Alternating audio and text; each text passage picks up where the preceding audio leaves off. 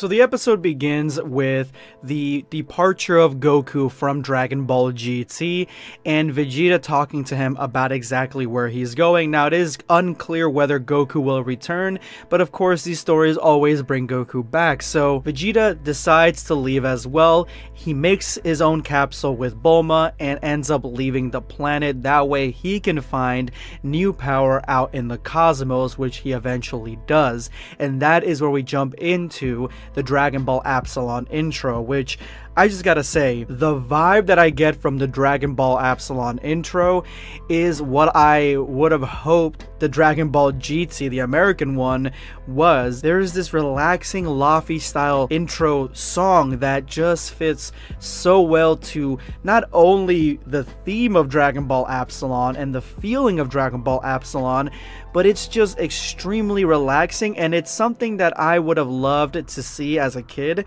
when I was first watching GT.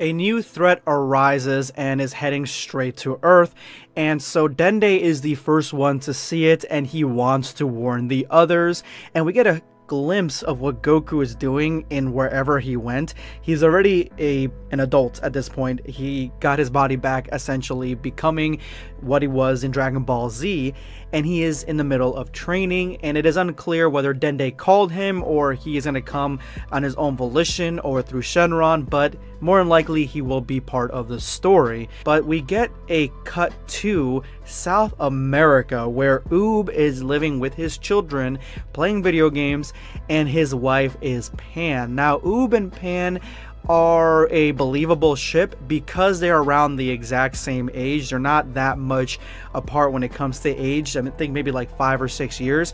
So it isn't too crazy to think that a 20-something Pan would be with a almost 30-something Oob if that's how much time had passed and they have children together at this point.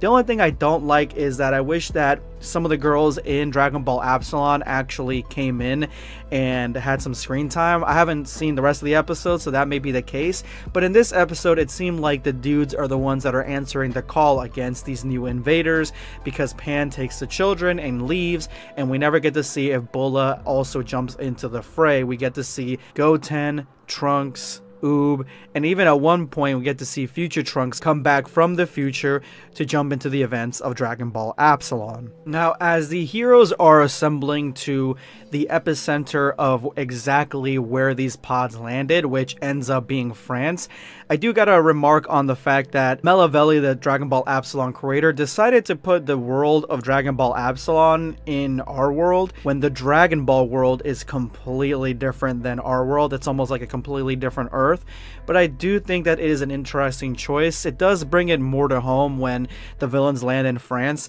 when you're training in the Himalayas. It does kind of ground it a little bit more in reality, but at the same time it's not exactly the Dragon Ball world we know, so this could be an alternate universe after the events of Dragon Ball GT. So the villain that lands is very much that edgy style of old Dragon Ball fan art. He is very much looking like a villain straight up out of one of the Dragon Ball Z movies or one of the Dragon Ball Z video games, the ones that are non-canon, and I think his design looks pretty good. Not sure if he's supposed to be Frieza raised, but I much more enjoy the design of his two henchmen because I feel like they're far more unique. Now, the one that's my favorite is the smaller henchman. I like that they bicker back and forth. I like that they're not completely unison, but they still listen to the leader. Sizzler has something wrong in the brain. Shut up, fool. Don't make me break you in half. Razzle's so scared. Sizzle always seems to forget that actions speak louder than words. Yeah. They prefer an army of purebloods. But these halflings will suffice. Now, it is unclear exactly at this point what the main mission is, but part of it apparently is to capture some of these Saiyans alive, which is exactly what this guy wants to do.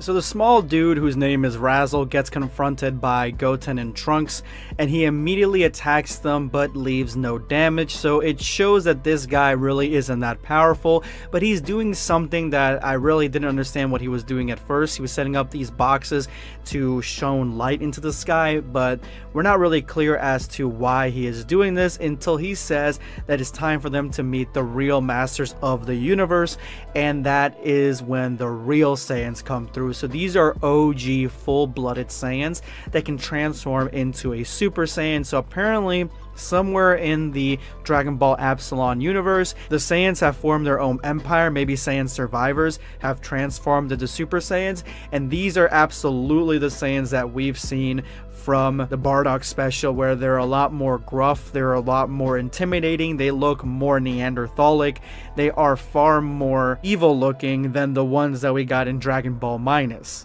And the final shot has future Trunks landing, and he says that he is too late. We begin episode 2 with Sizzle, who is the henchman to the unknown evil warrior, and he is in the ice caps looking for what seems to be Broly's space pots. So their mission, or part of their mission, is to find a full-blooded Saiyan, and that full-blooded Saiyan is Broly. So I actually really like this part because there isn't much action going on here, but there's a lot of technology and detective work going on with Sizzle. He's relying on his technology to not only find the pod, but he also scans the pod for Broly, what Broly was sitting there, Broly's heat signature, or his body, whatever he left behind, what it was sitting in this pod. He actually finds it, and then he finds a hair that leads him to believe that this is Broly. He scans it, yup, that is Broly, and he sends the information to his boss.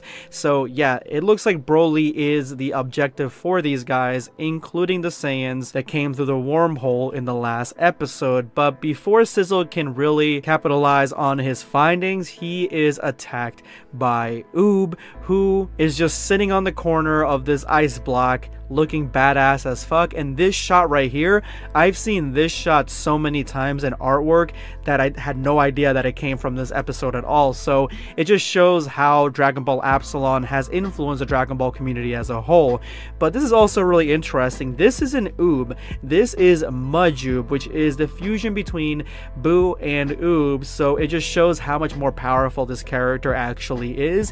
And he probably has a lot of the same abilities that we've seen recently in Dragon Ball Deliverance's version of Majoob, but he quickly overpowers Sizzle and proves to be too powerful for this lowly henchman to take on his own. And then Sizzle says something that is extremely interesting, and he says this: "You're not here as a tourist, so what do you want from us?"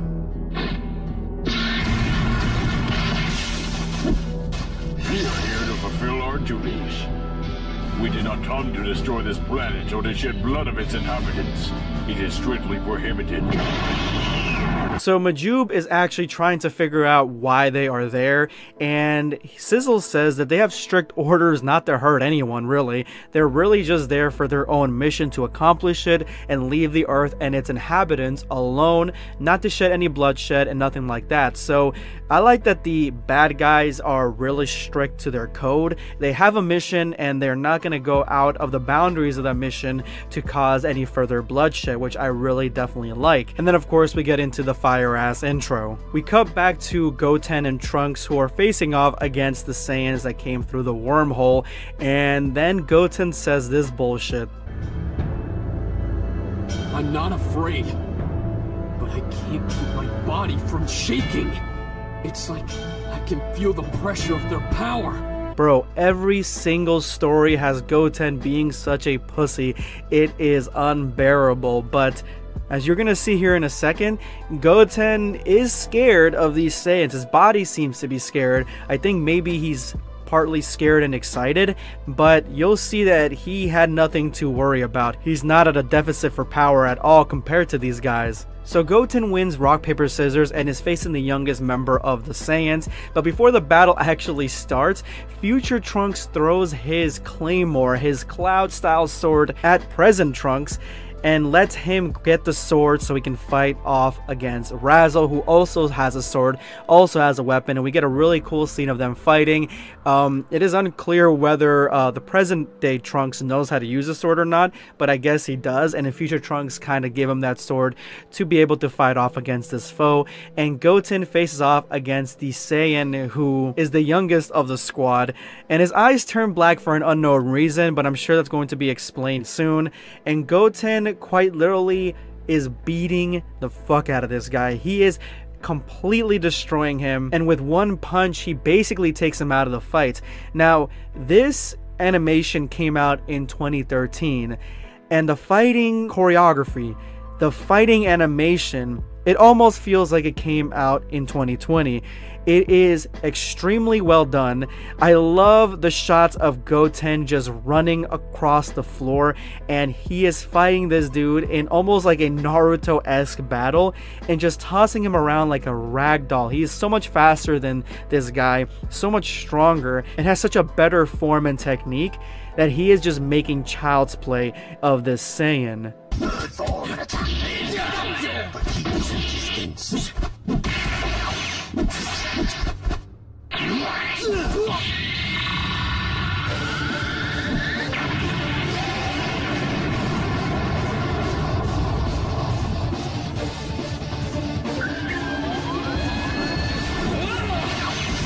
Goten lands a Kamehameha wave on this dude, and it is by far the most brutal Kamehameha wave that I've ever seen in either Dragon Ball or a fan animation. And what I'm saying is that it's not the Kamehameha wave itself, it's the after effects of the Kamehameha wave.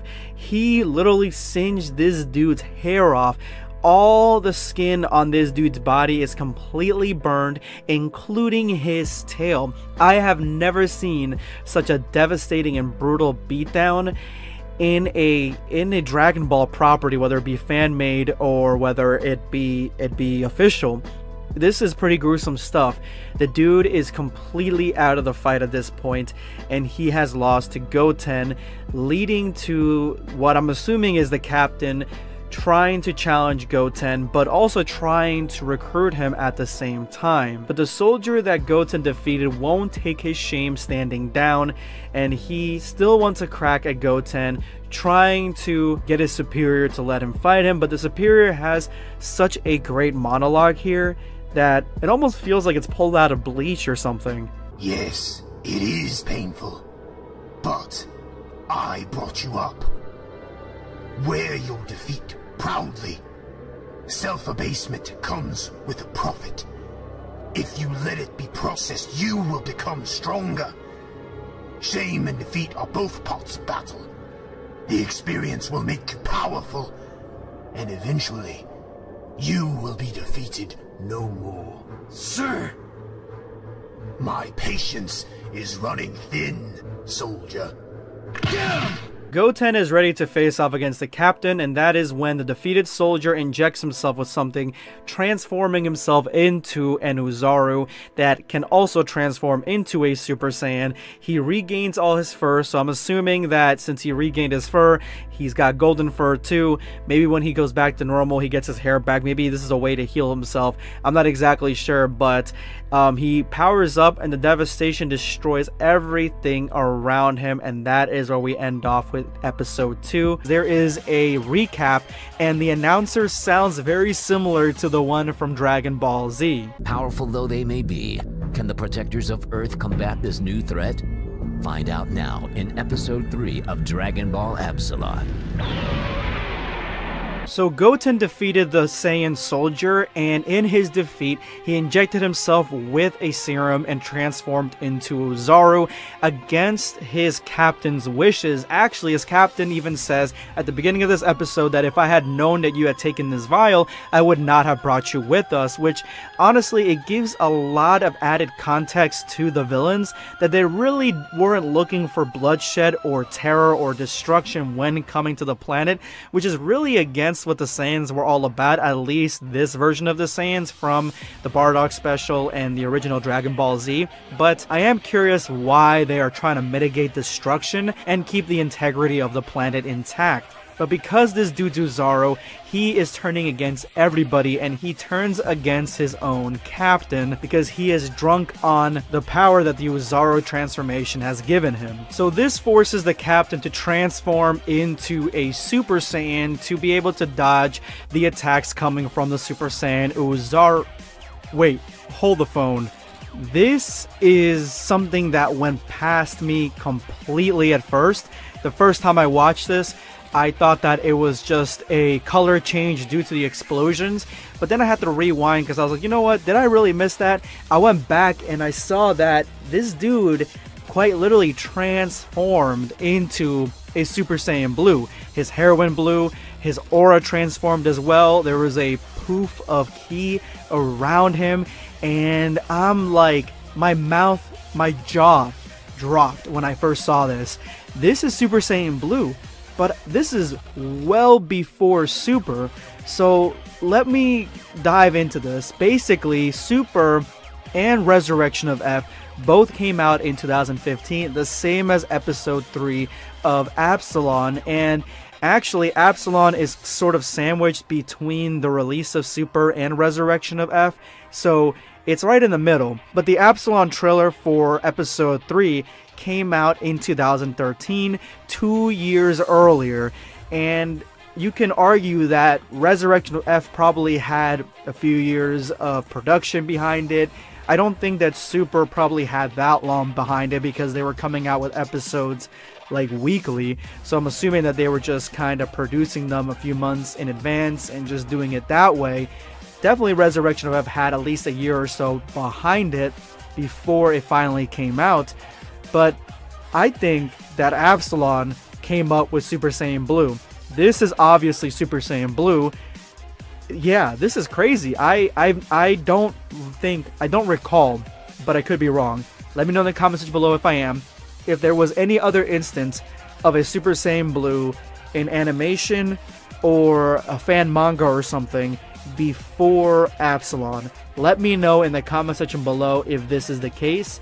But as of right now, this Absalon came up with Super Saiyan Blue. Now the trailer doesn't have Super Saiyan Blue, so it just seems that both Absalon and Kira Toriyama both were thinking of the blue hair as the next Super Saiyan transformation at the same time, if not giving a slight lead to Absalon, which is crazy. I just thought I'd point that out.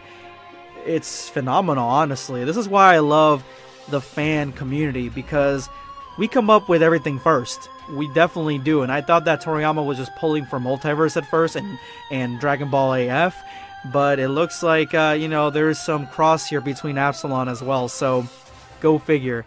This is awesome. An awesome find. Completely made my day. So after the captain delivers a devastating blow to the Oozaru, his attention goes back to Goten and Trunks, who both transform to Super Saiyan 3s, but it's not enough to combat the power of the Oozaru. You actually kind of feel the weight and the intensity of a Super Saiyan Oozaru, which I definitely like. I like that there is some grounding here as to how powerful this Grade A form actually is, and he defeats them essentially in a ki blast, a ki struggle, forcing Goten and Trunks to transform, or to fuse I mean, into Gotenks. Which, to be honest, this is the most drip Gotenks I've ever seen. Look at this jacket. This is Gotenks dripping hard.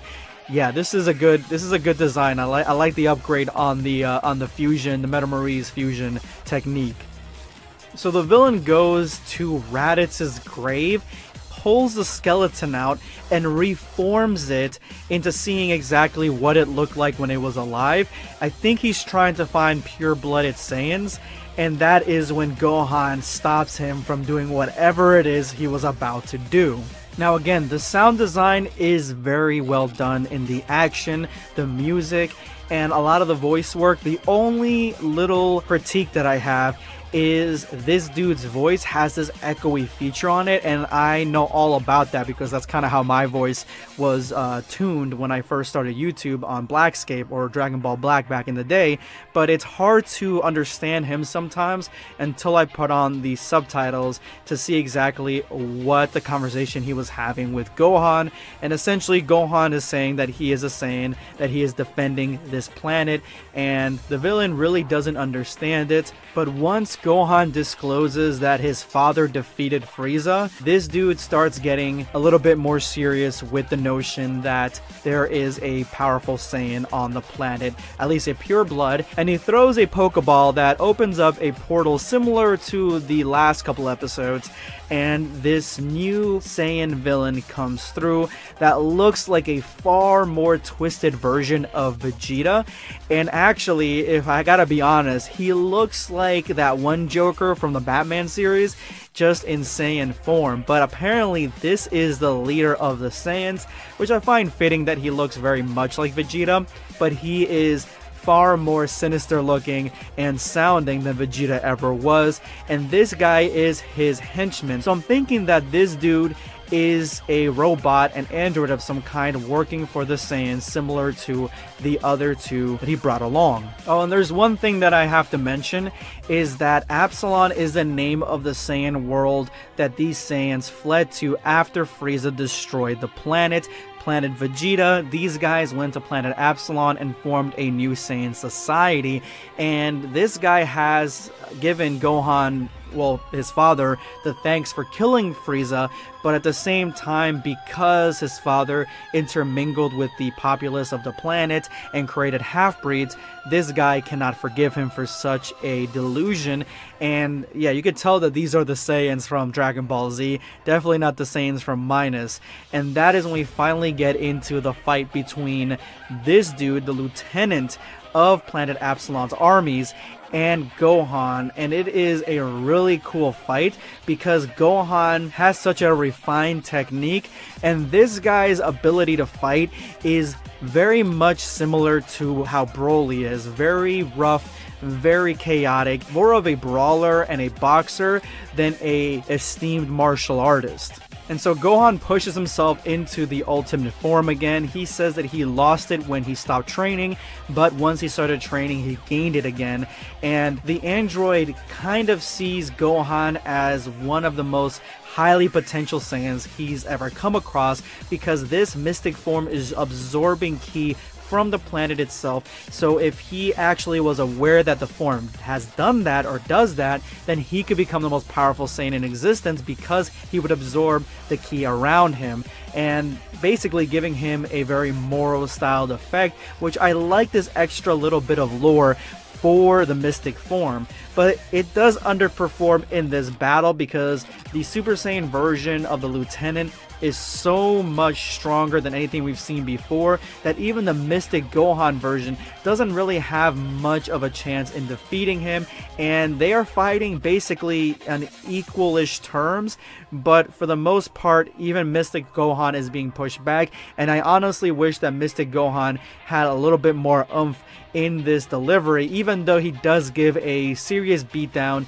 to the Lieutenant for a small second. And so the episode ends with the Lieutenant delivering what could be a finishing blow on Gohan, and that is the end of Dragon Ball Absalon Episode 3. So Episode 4 of Dragon Ball Absalon came out a few months after Episode 3, and I'm not exactly sure if they were both being worked on at the same time and then they just kind of cut the episodes to have Episode 3 and 4, or in those few months did Melavelli actually create this episode. Either way, it shows in some of the quality when it comes to the art and the speech, the dialogue, everything connected to this episode. There are some moments where you can tell that the quality has dipped a little bit, and a few frames that definitely seem rushed where people are missing clothing, but for the most part, this episode is really well done because of one moment, and I'm going to show you that moment here in a little bit.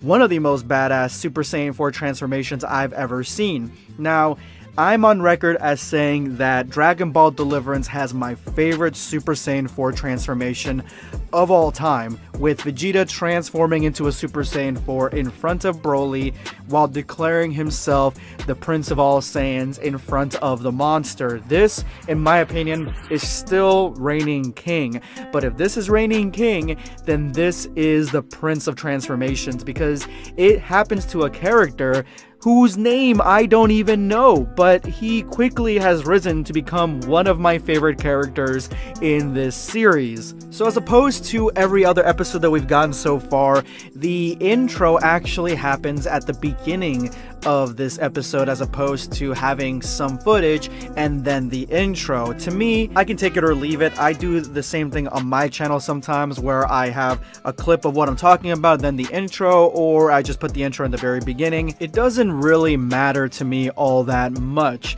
But when we start off the episode, we have the newly made Gotenks about to face off against the biggest Oozaru that I've ever seen. Like, this dude is humongous. This gotta be like a brand new type of Oozaru specifically made for Dragon Ball Absalon, because he dwarfs the regular Oozaru that we've seen in either GT or Dragon Ball Z.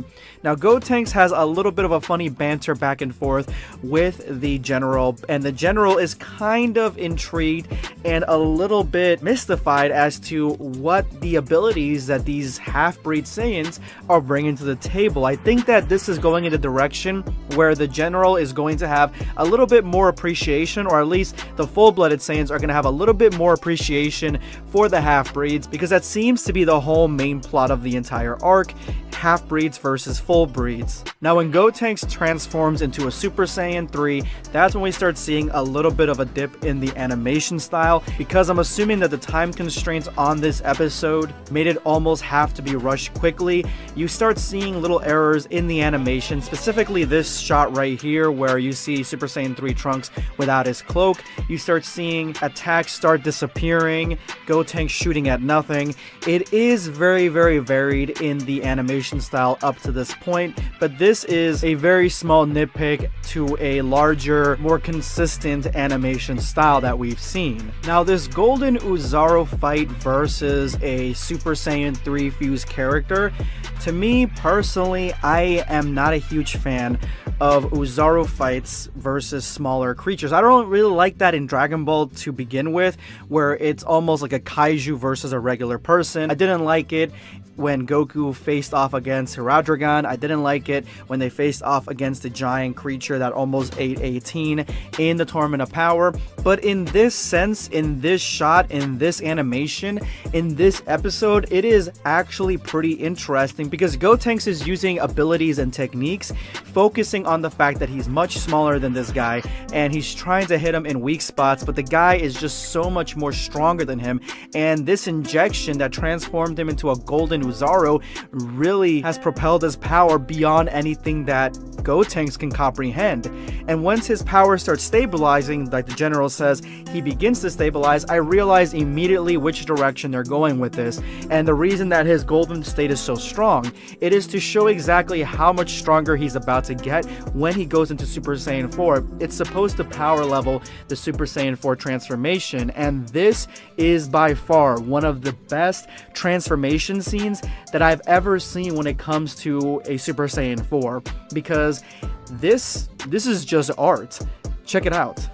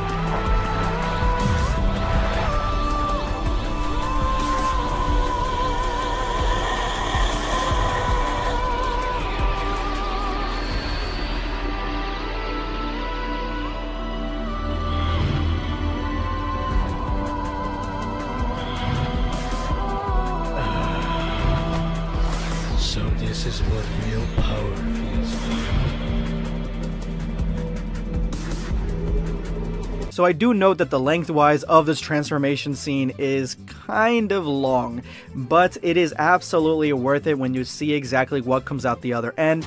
And this guy who was completely defeated by Goten, he had his skin and his hair burned off, and he couldn't take his defeat lying down. He wouldn't take his defeat lying down. He injected himself with something he's not supposed to have that was gonna make his captain pissed off, and then used it to transform into an Uzaru, then transform into a Super Saiyan 4. I'm assuming that is the transformation process for the Super Saiyan 4s on Absalon, and it just adds so much to this character whose name I still don't know. I haven't even bothered to go back to the first episode or second episode and look for it, but he's still really badass, and he gets a really cool scene here where he is transforming from Great Ape to Super Saiyan 4. In my opinion, this is done way better than in GT. We cut to Capsule Corp and we see that the animation style again has dipped. Not exactly sure why. Again, I'm thinking maybe it was rushed. Not 100 on that, but it is a cool concept what we're seeing in Capsule Corp, because this is the next generation of Z Fighters. We have Oob and Pan's children, we have Vegeta's children. Remember, Vegeta ended up leaving, but he has another daughter, and this one has pink hair. She is the youngest of all of them, and so this is the next generation of Saiyans, and they get targeted by one of the full breeds, the pure Saiyans, to be taken back to Absalon. And considering that there are only children and women in this facility that are half-breeds, yeah, this turned real dark real quickly. Going back to the main battle, Gotenks can't even land a punch on this guy. It's basically Krillin versus Cell all over again, and the guy uses a really cool ability where he kind of has like a Gatling gun. He shoots it at Gotenks, and Gotenks actually gets shot in the arm. I definitely think it's cool that this key attack works very similar to the way bullets work, but this supremacy on the battlefield doesn't last very long, because the Super Saiyan 4 warrior, he starts collapsing into himself. His arms start getting real big. It looks like the Super Saiyan 4 transformation hasn't been properly infused in him. Maybe he's not ready. He was never ready. So before he starts to fall apart similar to Zamasu, he tries to destroy Gotenks with one more devastating attack. This attack, of course, could kill Gotenks, but Gotenks has a trick up his sleeve. He blocks it with a ki shield and a ki blast that he threw up in the air earlier in the fight. He still had it up in orbit, and he shoots it down in the dude's blind spot, severing his head from his shoulders, and that is the end of one of the coolest unnamed, or at least I don't remember the name, characters that I've ever seen. And this pisses off the general enough where he goes Super Saiyan Blue, but a new character, a new foe pops up to stop him from transforming into this godly form. We don't really know what the form is yet, and that is the end of episode 4. Dragon Ball Absalon, episode 5.1. Yes, so this is the part of Dragon Ball Absalon where the episodes start getting broken up within chunks. So you get 5.1, 5.2, and 5.3. Now, I watched 5.1, and there is enough story in this episode to warrant its own video, so I'm going to break them down as they came out. This one comes out 8 months after episode 3, and the quality is superior without a doubt. I'm assuming that this decision was made mainly due to get the episodes out at a reasonable pace with really good quality, because this is by far one of my favorite fights that I've seen in Dragon Ball Absalon up to this point. Now, one of the huge nitpicks that I have here is that this episode does not have the intro at all. Yes, that is correct. RIP intro. I am so sorry. Now I can completely understand exactly why this was made, because the intro is really long, actually. It's quite long when it comes to intro standards, so it would make sense for them to cut it out. That way each episode is under 10 minutes and comes out at a reasonable time, reasonable pace. But I would like to see the intro come back in future episodes. This episode is called Deliverance.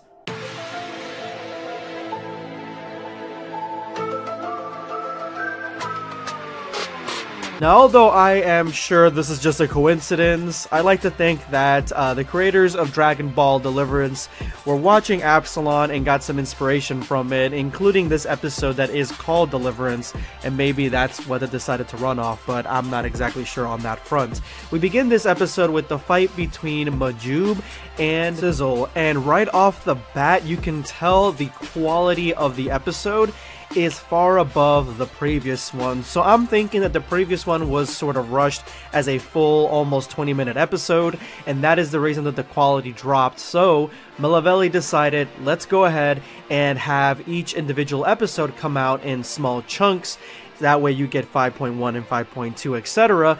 And you can kind of keep that same quality that he wanted to keep with a longer work schedule, because these couple episodes only come out a few months after each other. It makes sense that he was taking the time between each individual part of the episode to up the quality, because this, again, is one of my favorite fights. It is fast-paced. It looks exactly on par with some of the animation that we've seen in 2020, 2021. It could easily fit alongside the animation that we see with Dragon Ball Deliverance, and Majub is just making this dude his bitch. He even grabs him at one point by the neck, pushes him on the ground, and curb stomps his face with his fist, throwing him and then doing a Sasuke / Rock Lee style move and burrow him into the ground. Now, when he begins to power up and unleash more of the Buu energy, that is when Sizzle starts recognizing him for what he may possibly be,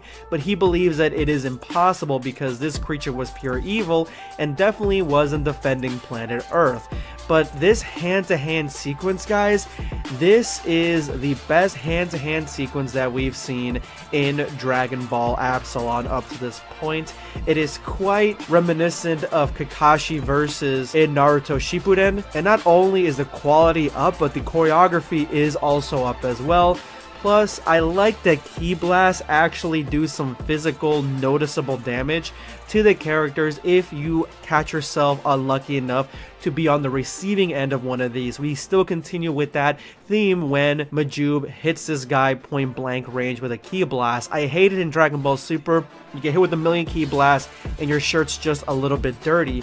Like, it doesn't make any sense. So I definitely like this little add-on. Plus, we get to my favorite part here. Just like Dragon Ball Deliverance, after him, Majub is using Majin techniques against his opponent, even being able to stretch his body in ridiculous ways, similar to the Buu creatures. Now, with this particular version of Majub, he seems to have the Buu creature, Kid Buu, locked away deep inside of him, similar to Naruto's Kyuubi, as opposed to in Dragon Ball Deliverance, where it is almost a part of him where he can talk to him and kind of call him for aid when it comes to battles. In this version, it's far more of a demon.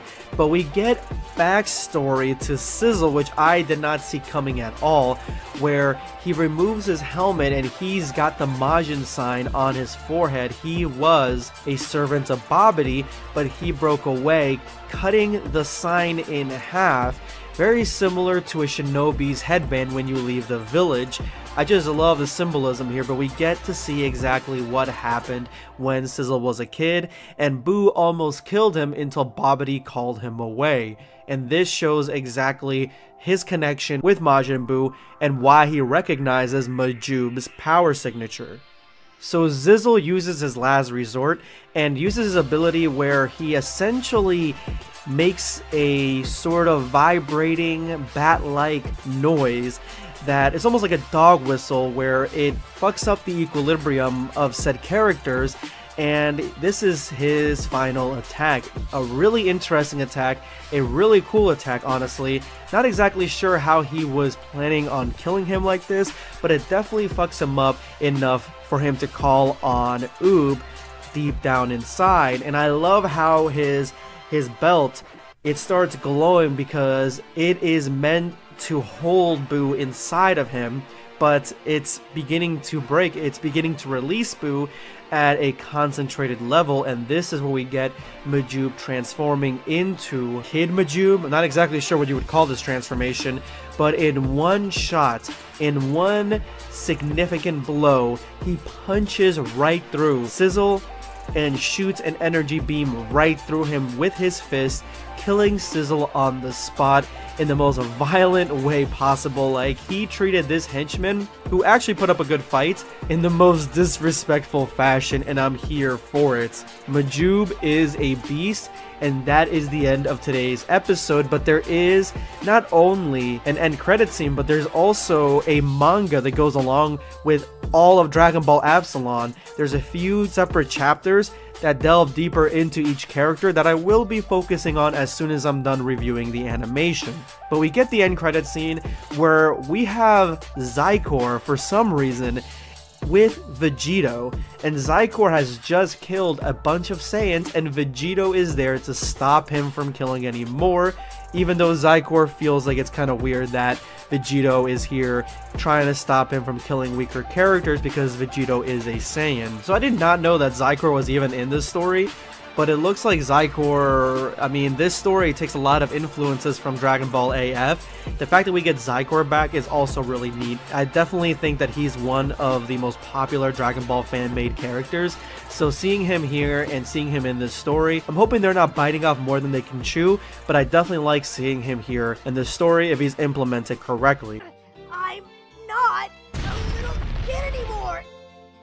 I'm 10 years old now, remember? I know you probably think I can't do anything, Master Krillin, but I'm not a little kid anymore. Now 5.2 deals with Rukia, which is the son of Gohan. So Gohan has had a daughter in Pan and has had a son in Rukia, and he's being trained by the great Master Krillin. Now, Krillin's design is almost 100% from Dragon Ball Multiverse's Krillin, where that Krillin becomes a master to the next generation of Z fighters, except this one has a Monopoly Man mustache. I'm not exactly sure if Absalon took the design from Multiverse, but it is a very common look for Krillin anyway in the fandom when it comes to fan art and stuff, so I could see that it was possibly implemented from both sides at the exact same time. But Multiverse is a little bit older, so it is possible that this version of Krillin was taken from Multiverse. But personally, I don't really like 5.2 that much, not because it is an episode where there isn't any action at all. It is because it is a very contradictory episode. So Rukia is kind of a coward, but Krillin fears, even though he is a coward, that he is going to jump into the fray and try to fight off the villains alongside his dad. And then Rukia cements the fact that he is a coward by telling us a story about how he's scared of dogs, and then he realizes that there is a huge threat on the planet and his father is fighting it, and decides, you know what, I don't care if you think that I'm weak, I'm not a little kid anymore, and he jumps into the fray trying to fight off these villains who are beating the shit out of their dad.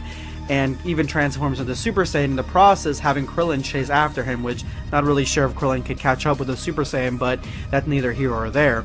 I don't really like this episode because, again, it is very contradictory, so it doesn't really give me a full readout as to who Rukia is, and I'm not exactly sure what his intentions are. Is he a coward? Is he not a coward? It's very confusing. The one thing I do like, though, is that the voice actor for Rukia sounds like the original Gohan to a very high extent, so I definitely like that the VA went in that direction. It definitely feels like young Gohan vibes. I'm definitely getting those very heavy. Now, the beginning of 5.3, we jump right back into the action, and the quality of the fight scenes are back on. It is Gohan versus the general of the armies of planet Absalon, and Gohan isn't really doing that good in the last time we saw him, and we catch up from the moment that the general ended up slamming him into the earth. And when Gohan hits impact, he actually gets knocked out, and then we get this really cool scene of him waking up with this dude on top of him.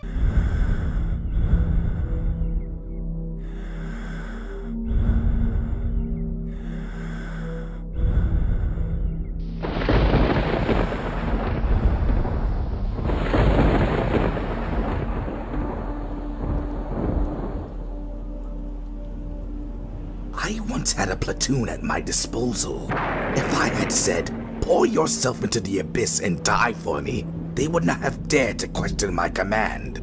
If I longed to drink from the depths of the sea, they would have gone, even if it had meant being drowned and swallowed into the heart of the ocean.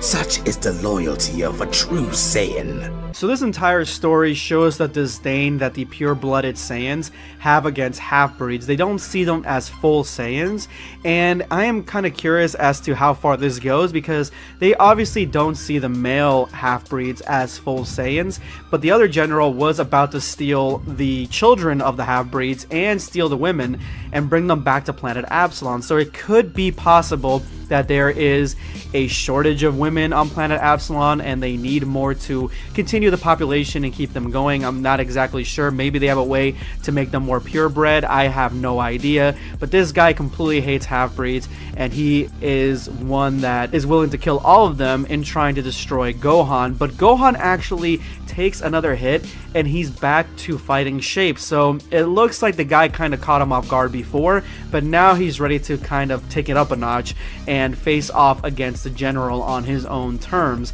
And Gohan does that in what I think is one of the coolest and sickest moves that I've ever seen in a Dragon Ball animation, but it doesn't go further than that, and that is the problem with this. So we get an entire scene of Detective Gohan studying his opponent and actually trying to figure out what his weakness is and what his attack pattern is. Very Piccolo-esque. Piccolo and Gohan, the reason that they make such a great team and the reason that he makes such a great sensei for Gohan is because Gohan was always really smart and really intuitive, and Piccolo is a strategist. He's always been a strategist. So him passing down his Sun Tzu qualities to Gohan, it definitely makes for a really cool fighter, and that's kind of the Gohan that I really like to see.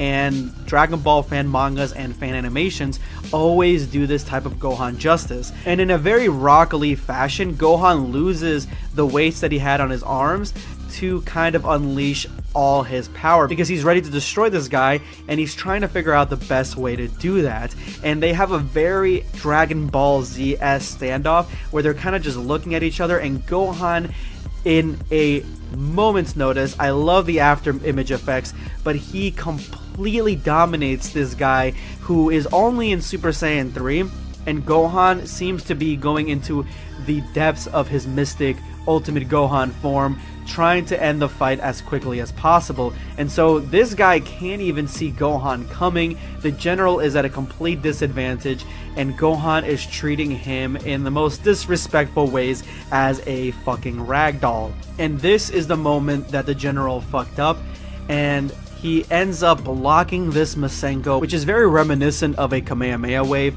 He ends up blocking the Masenko, and Gohan is 2 steps ahead of him, because in a split second he goes and he teleports, vanishing from the moment of producing the Masenko, and does a Kamehameha wave point blank range. He catches the general off guard, hitting him with a Kamehameha blast right in his back.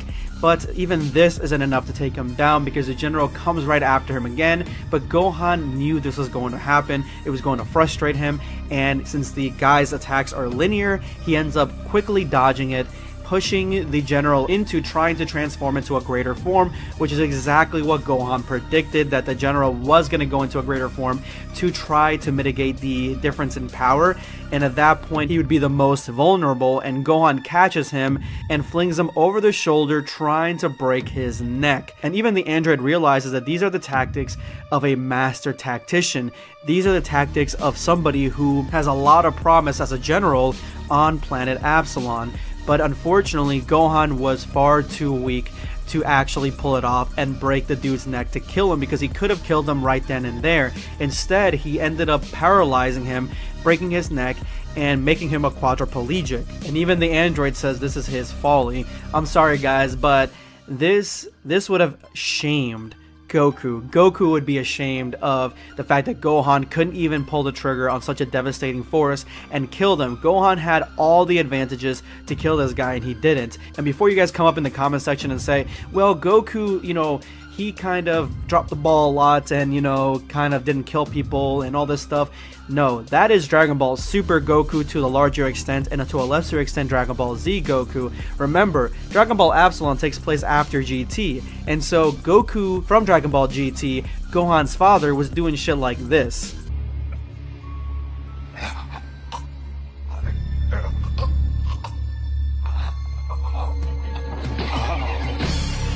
Taking away my sight still leaves me with 4 very sharp senses. The Super Saiyan 4 transformation really has made Goku a lot more serious and has made him a much more pragmatic and devastating fighter. He doesn't actually give people chances as much as his normal selves would. And so he would be ashamed of the fact that Gohan really kind of gave this guy a shot, because as you guys can see, you guys see right here, this is the second time we've noticed that the Super Saiyan 4 transformation is healing people. It healed the first guy as he first initially transformed into a Super Saiyan 4 and brought back his skin and his hair. And this guy, whose whole spine was broken, as soon as his body transformed to a Super Saiyan, he's healed back up. So the Super Saiyan 4 transformation is being used as something that could be healing devastating attacks and devastating wounds, and this is why Gohan is going to lose, because this guy at Super Saiyan 4 is completely destroying and overpowering Mystic Gohan, even having enough time to tell him about a half-breed who had failed him, going deeper into the story he was kind of alluding to earlier. And of course, Gohan and the General have different thoughts on exactly what the value of fear actually is. And the General says, if you think you're right and you find fear as an asset, then I'll show you what true fear actually is, and transforms into a Super Saiyan 5, taking down Gohan in less than 2 seconds. And that is when Rukyo comes to find his father defeated, and he attacks the General right there on the spot. I don't know what they did, but somehow they became one Saiyan. Ah, a new technique, Karifuawa.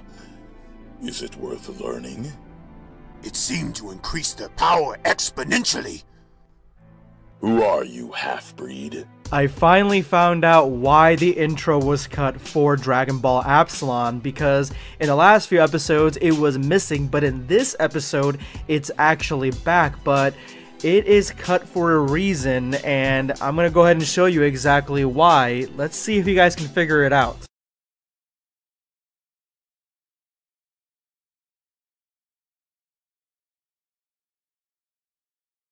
Fuck you, copyrights. Copyrights ruin everything on YouTube.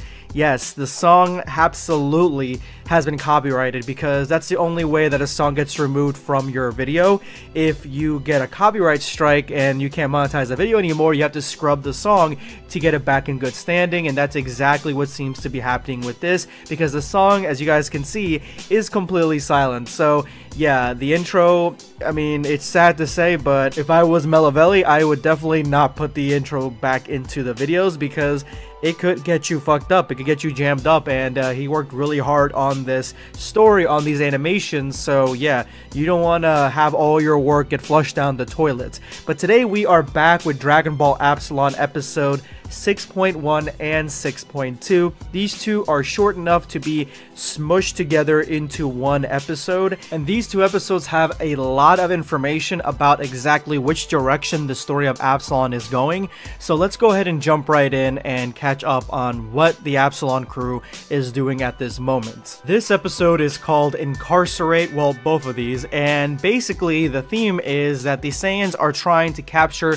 more Saiyans to bring back to planet Absalon, and we cut back to Gotenks, who has just been challenged by a brand new opponent, and this one maybe could be the reason why everyone is here from planet Absalon. He could be the leader, because he just looks like that royal kind of look.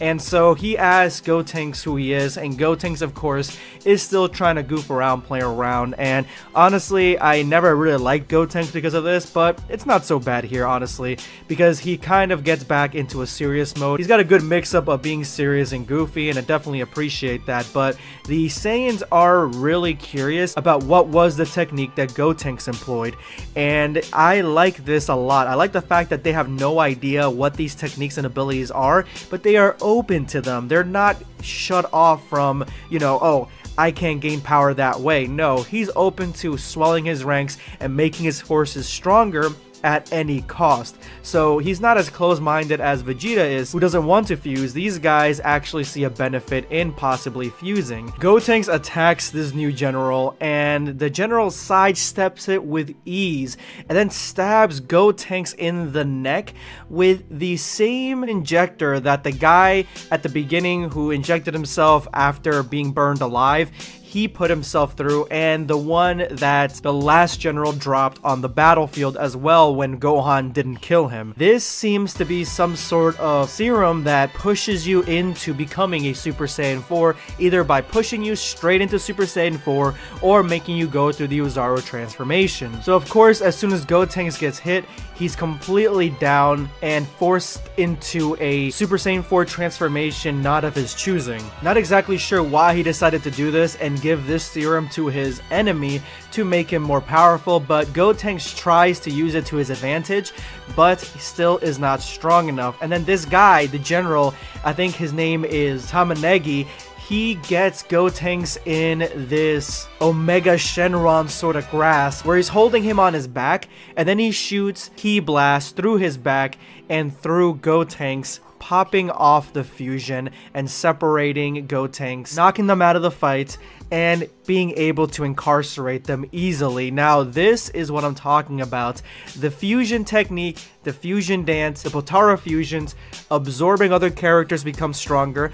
This has been a staple of Dragon Ball for a very, very long time, and I for one am glad to see that Dragon Ball Absalon has taken an approach where they aren't going that direction for more power. They're using the fusion to gauge how powerful the enemy actually is. So the Super Saiyan 4 version of this general is strong enough to take out a fused warrior like Gotenks, and it definitely shows exactly how much stronger these guys actually are. But they also aren't ignorant to the possibility of how much stronger they could be with the fusion technique. So it's just a conversation one has to have as to how they actually gain strength. Do they gain strength in their own form without trying to fuse and become as strong as possible through their myriad of transformations? Or do you go the quick and easy route and just fuse like everybody in Dragon Ball Super does, Goku and Vegeta and Goten and Trunks and other characters? Do you just fuse to become stronger? I like fusion characters, but I do like to see them get taken down and taken down a few pegs by a non-fusion character. So I definitely like the direction this is going. Dragon Ball Absalon episode 6.2, we follow the Saiyan that's trying to kidnap all the women and the kids from Capsule Corporation. And the dude powers down to base, realizing that these are all weaklings and he doesn't really need to try to fight them, and he feels comfortable enough and evil enough to spell out his master plan as to how he's going to use the half-breeds, how the army is going to use the half-breeds in future conquests, and basically they're going to be frontline fodder. Bulma ends up releasing security drones to try to take out the Saiyan. Of course, this isn't going to do much, but they are actually making a dent in his key shielding, so the robots are actually doing some damage, but the dude quickly takes them out, and that's when everyone realized that they're fucked because they can barely take out these robots on their own, at least the kids can't, and so they are at a huge disadvantage as to how to fight this villain. But as Bulma's daughter explains, they are lucky that he's not taking them very seriously, because in that Super Saiyan 4 transformation, he could easily destroy all of them. So basically, the consensus is that if you can defeat him in his base form, then you may have a shot at actually winning. And Oop's kids jump back into the fray, trying to take the dude on head on, but Pan stops them right then and there because they are no match and they are obviously going to get killed. You hurt my daughter! No, but seriously, this is what happened. Mom? Mom?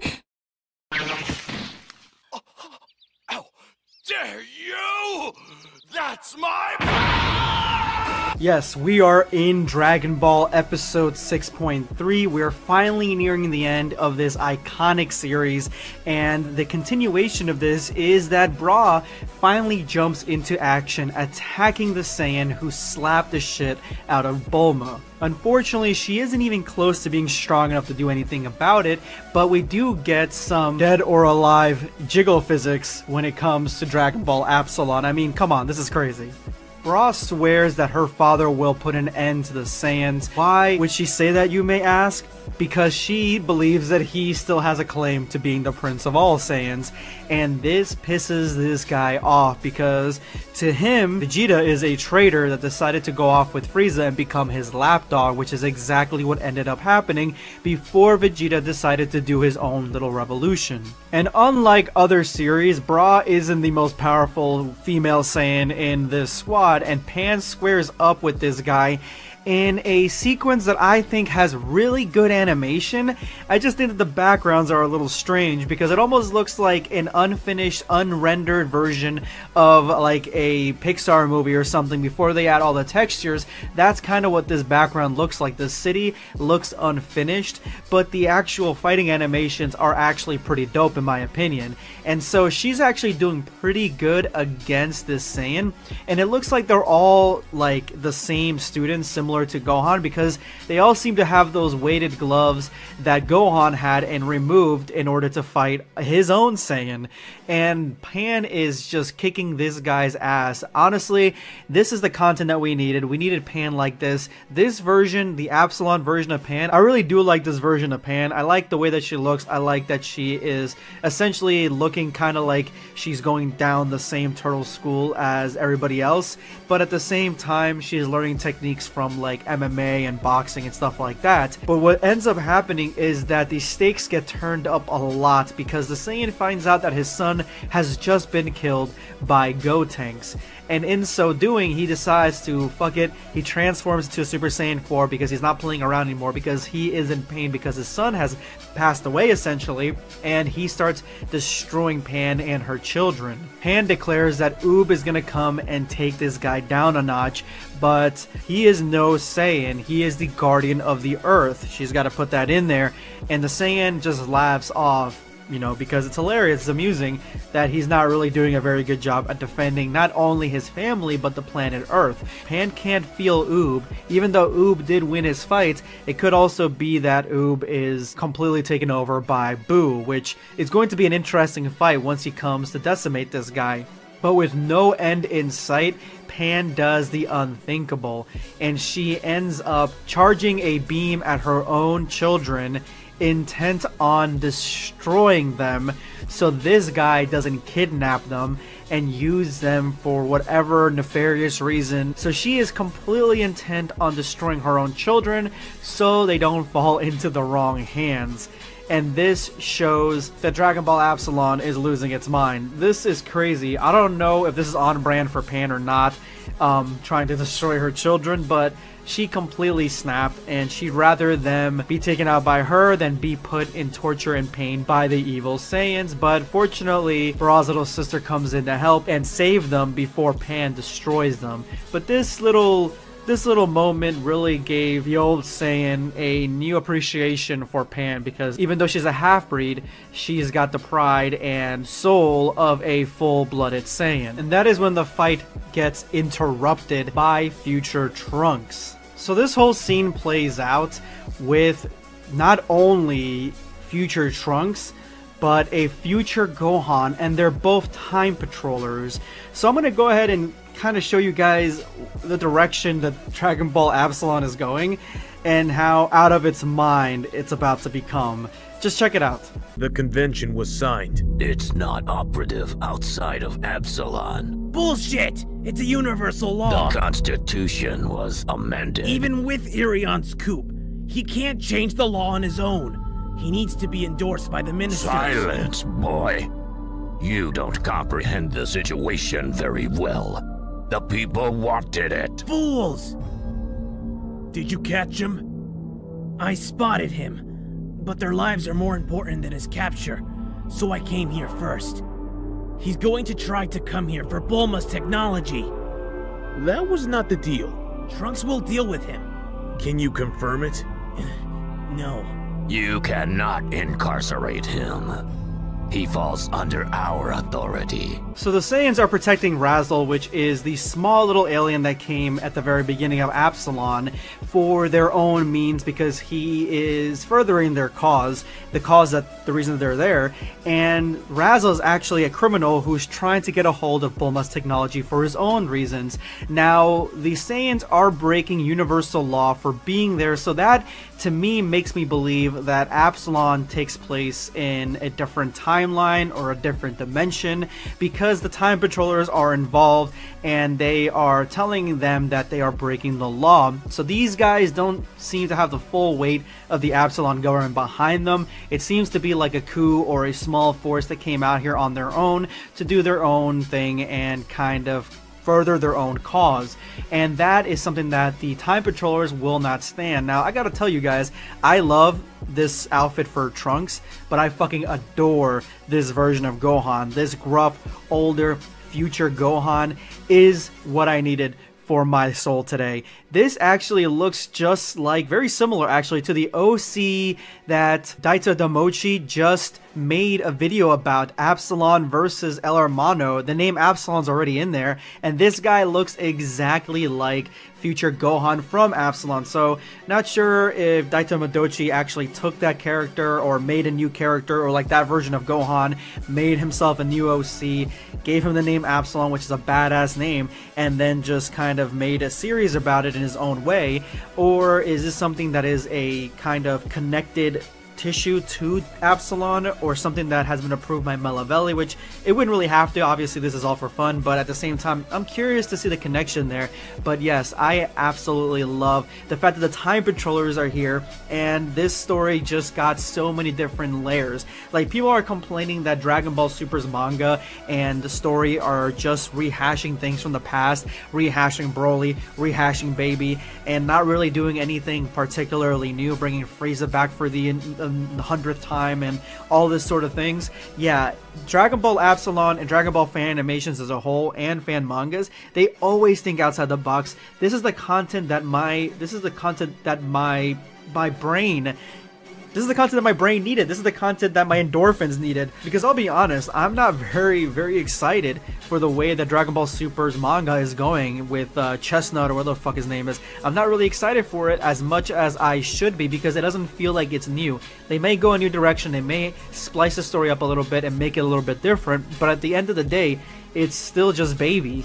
So that's why I give so much praise to the fan animations, because, and the fan mangas, because they do such a better job at telling a brand new story, and this is as brand new as it gets. You have Saiyans from a different world, different powers, facing off against the characters from the future of GT, and now we get the Time Patrollers in there, and Pan almost killed her own offspring. Like, this shit is crazy.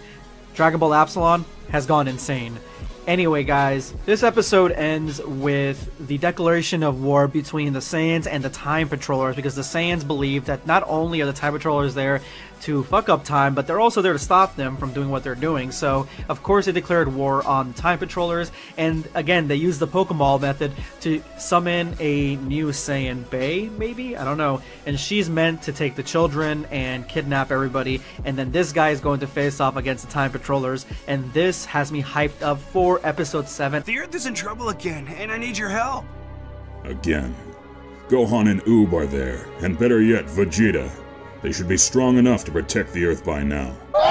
Today we're going to find out exactly why Shenron took Goku away in Dragon Ball GT. I've always had my own specific theory as to why this was the case, and Dragon Ball Absalon sort of delves into this, explaining why Goku had to leave. So I'm going to get into that in just a second, but make sure you go ahead and check out yesterday's video on Dragon Ball Absalon Chapter 3, Episode 3. Go ahead and check it out. I'm going to leave a link to it in the description below and the top comment. That way you guys are all caught up. But before I jump into this, I am going to leave the floor to Melavelli, the creator of Dragon Ball Absalon, and his special announcement. Wait. This is an announcement for reaction videos.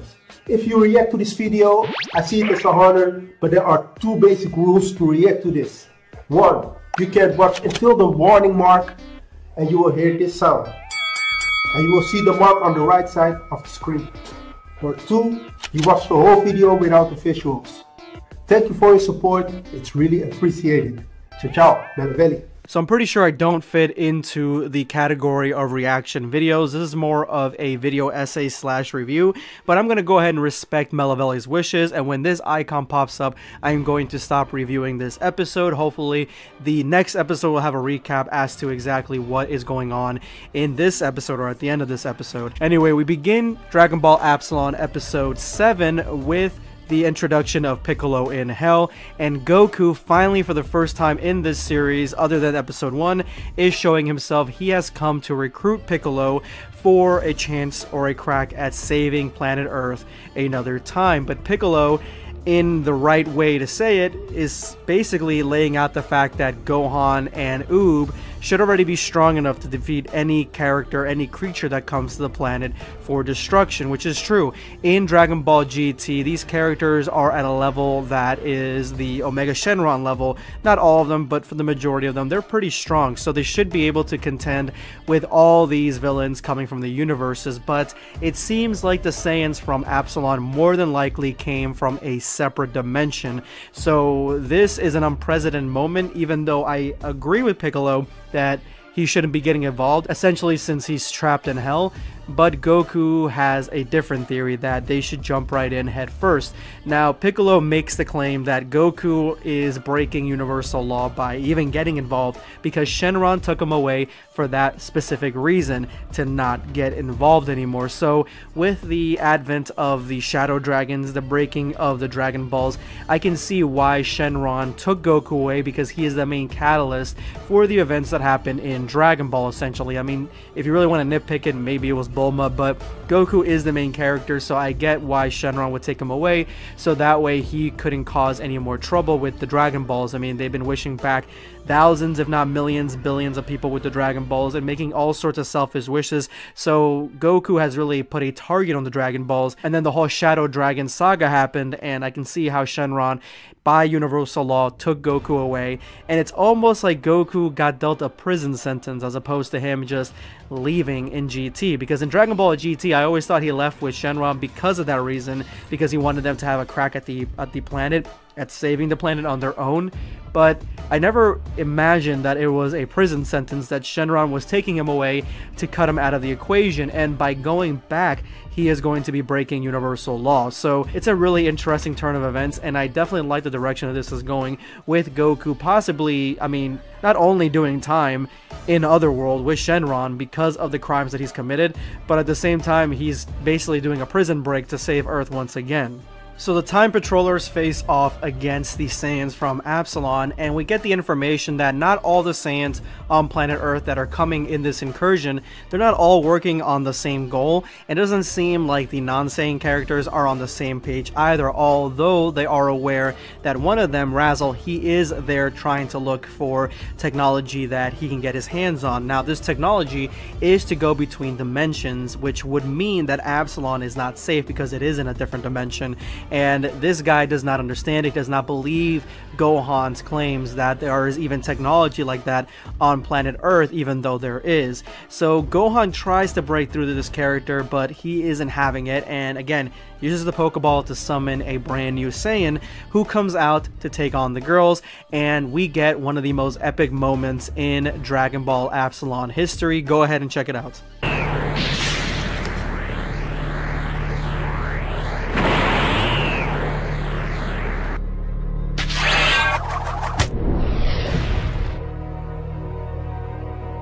Gohan, we have to go back to the city. Razzle will be there any minute.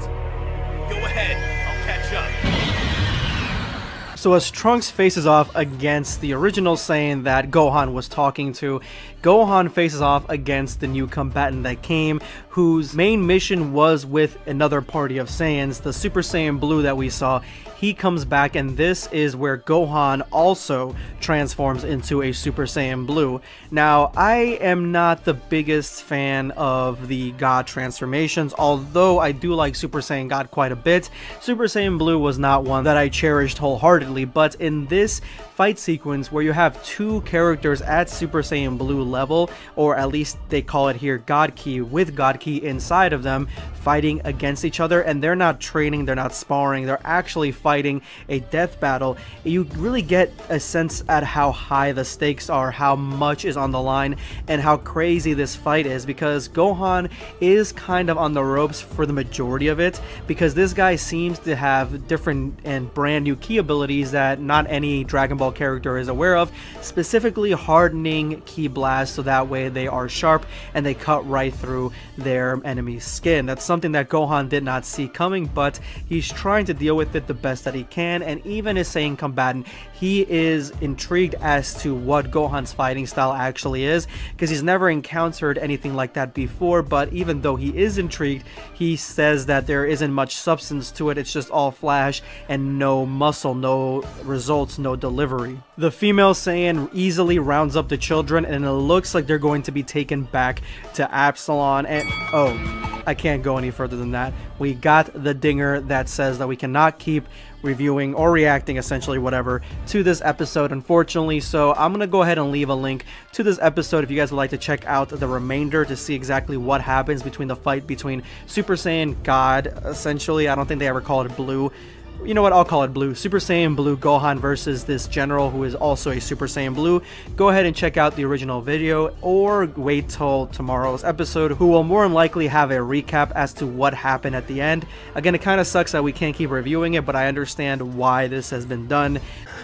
If I tear the flesh from your bones, might I learn more about myself?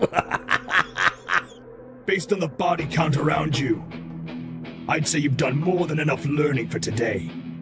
But I guess there's always room for one final lesson. Oh, well.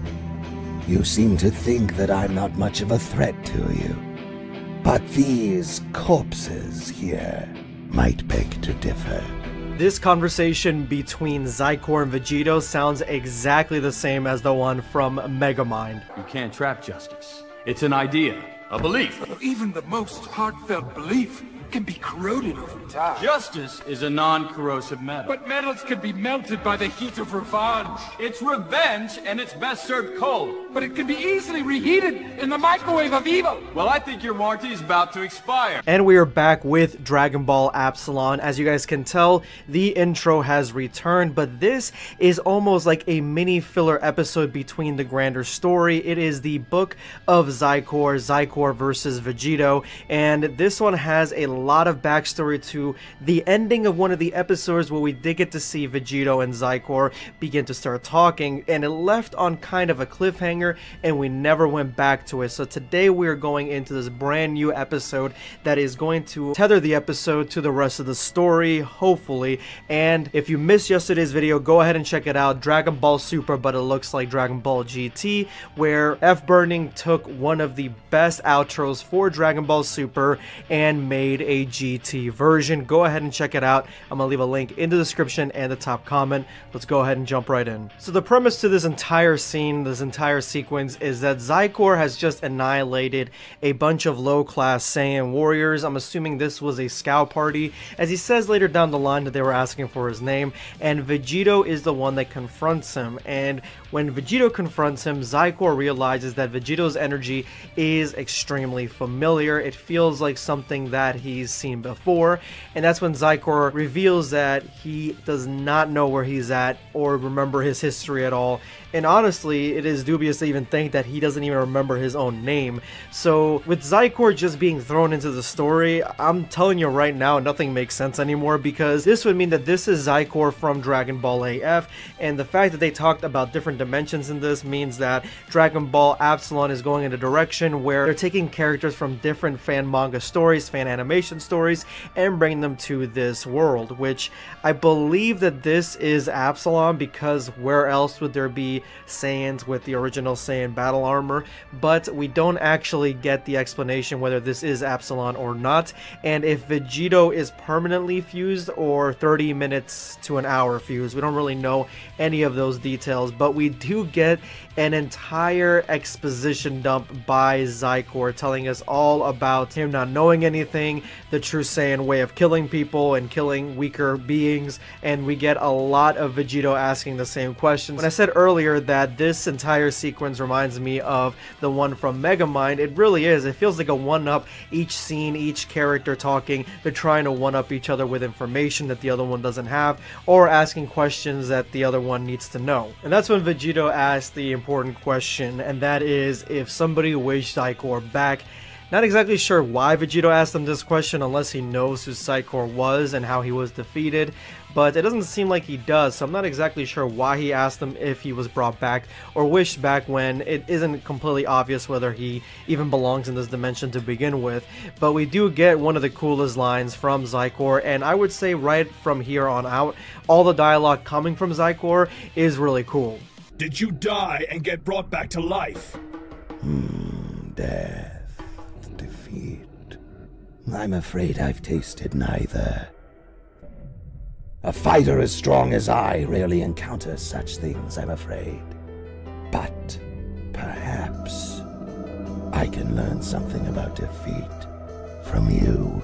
And when Vegito finally asks Zykor's name, Zykor, just like the Saiyans that he slaughtered right in front of him, he refuses to give the name to Vegito, and Vegito sort of lets this chick die. I'm assuming Zykor used his full force to step on her head and crush her, but yes, she is completely gone, and now Zykor and Vegito are about to face off in a battle that, in my opinion, probably should have gone a little bit longer, but it's still satisfying nonetheless. Now, as it says on the screen, this soundtrack was made by Saiyan Enigma, who is a Dragon Ball centric composer, YouTuber composer, who hasn't made videos in quite a while, but he's still a huge name in the Dragon Ball community, and this song is called Zykor's Theme, Dragon Ball Absalon. To me, these are the type of battles that I like to see when it comes to anime, specifically Dragon Ball, and a lot of Dragon Ball fan animations do the exact same styling where there are a lot of frames. It is very kinetic, very fluid, almost seems like a Naruto Ninja Storm slash Dragon Ball Z Kakarot style fights when it comes to the actual button mashers, where you're going from point A to point B, adding different moves, and just flying all over the map fighting. It is a really cool fight between these two characters. I just wish it was more clear and more apparent as to why they are fighting in the first place, because none of this makes sense at all. If Zykor is on Absalon, then why aren't the other Saiyans who have invaded Earth going back to deal with him? Do they know that he's on Absalon? Why is Vegito on Absalon? Is this in the future or the past? Why are the Saiyans that Zykor killed so easily not as strong as the ones that we've seen coming from Absalon on planet Earth? There are a lot of questions that need to be answered, and a lot of questions that get brought up once you actually get into this Dragon Ball fan animation. So I finally figured out the secret of Dragon Ball Absalon, and it was a little confusing for a few episodes exactly what the Saiyans from planet Absalon were actually after, but I figured out all the players, and I want to go ahead and do a rundown right here. So Saiyan Squad A was the original Saiyan Squad that came through that faced off against Goten and Trunks initially. They are the ones that first came through the wormhole. Now, Saiyan Squad B, these are almost like anarchist Saiyans. These Saiyans are the ones that are trying to bring death and destruction to everyone. This one faced off against Gohan, and he is trying to be the top dog on Absalon. Now we have the non-Saiyans. This squad is the catalyst for both Saiyans coming back to planet Earth, and they are there for some technology, not only for Absalon, but for themselves as well. And these non-Saiyans are being protected by both Saiyan parties as well. And then we have the Time Patrollers, who are essentially trying to stop the non-Saiyans from getting technology that they're not supposed to have, while the Saiyan Squad A is trying to stop them because they are basically threats to the entirety of all timelines. According to the Saiyans from Absalon, they do not like the Time Patrollers. And then we have the Z Squad, the GT Squad. They are here to stop all of these invaders besides the Time Patrollers from invading planet Earth. Whew, that was complicated. This is a little bit of a complicated story, but let's go ahead and jump into episode 8 and see exactly what is going to happen with all these conflicts on future Earth. So the entirety of the intro to episode 8 is essentially us seeing exactly what happened with this guy, the one that was the weakest of the Saiyans from planet Absalon, the one that Goten defeated single-handedly and had to inject himself with some sort of serum to become a Super Saiyan 4, and then he basically lost control, and that is when Gotenks was able to kill him. His father figured out that he was dead after facing off against Pan, went into Super Saiyan 4 and defeated everyone very easily, and now his father is after revenge for the death of his son. After this flashback, we get another flashback, and this one is something we actually haven't seen before, and it is the story of the weak Saiyan and how his father watched as, per protocol, he was deemed too weak to become a soldier, and that they were going to sign his funeral papers because either A, he was going to die on his own, or B, they were just going to get rid of him because he was too weak. And it was the father's decision as to which way they were going to go, but as his father is staring down at him and sees that he actually has some fight left in him, he's clenching his little tiny fist, he realizes that his true desire is to become more powerful, and he is going to accomplish that and fulfill his son's wish to make him more powerful. So it gives us actually a really sad look into these villains and what their purpose is in being here, their backstory. And as he remembers this, he cracks a tear and he goes at Trunks with full force. Now, this Trunks fight is interesting in the fact that Trunks is using his blade weapon in the beginning of the fight, but ends up losing it. And once he loses it, he really isn't that good at hand-to-hand combat. Not against this guy, to the point where he gets his leg chopped off with a karate strike. Now, the design of Trunks as Super Saiyan 4 is far more interesting to me, and the reason for that is because his fur is kind of like this grayish bluish color, and it's cool to think that each Saiyan in Super Saiyan 4 could possibly have their own sorts of color for their fur, because not all of their fur seems to be red, because I don't think this is a superior form to everything else, seeing as how he is losing to the Super Saiyan 4 villain.